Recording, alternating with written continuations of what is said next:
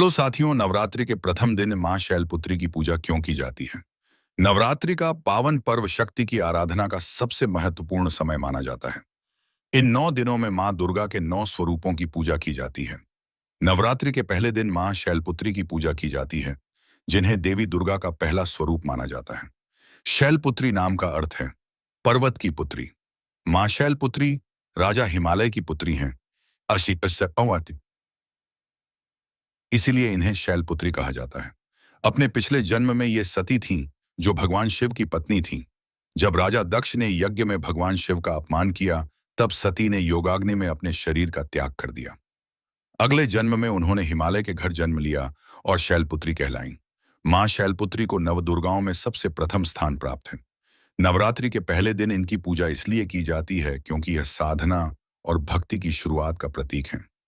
मां शैलपुत्री की आराधना करने से जीवन में स्थिरता, शक्ति और सकारात्मक ऊर्जा प्राप्त होती है। मां शैलपुत्री का वाहन वृषभ आहट्टापम बैल आहट्य बैल है। इनके दाहिने हाथ में त्रिशूल और बाएं हाथ में कमल का फूल होता है। त्रिशूल शक्ति और साहस का प्रतीक है, जबकि कमल पवित्रता और शांति का प्रतीक माना जाता है। नवरात्रि के पहले दिन मां शैलपुत्री की पूजा करने से मूलाधार चक्र जागृत होता है।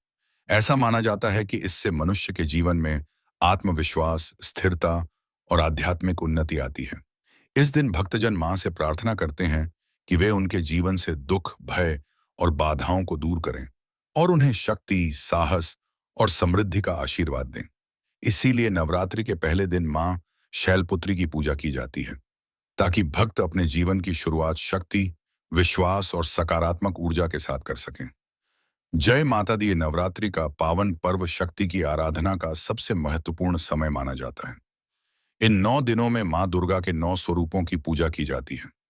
नवरात्रि के पहले दिन मां शैलपुत्री की पूजा की जाती है, जिन्हें देवी दुर्गा का पहला स्वरूप माना जाता है।